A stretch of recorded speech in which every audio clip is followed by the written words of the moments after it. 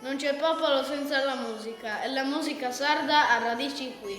Ecco il Museo regionale delle Launedas, allestito dal maestro Luigi Lai, il più grande suonatore di Launedas. Le Launedas sono uno strumento antichissimo che si suona con la tecnica a fiato circolare, che permette di non interrompere l'emissione del fiato. Le launedas sono fatte di 3 canne, la prima la più grande, la seconda l'accompagnamento, la terza la melodia.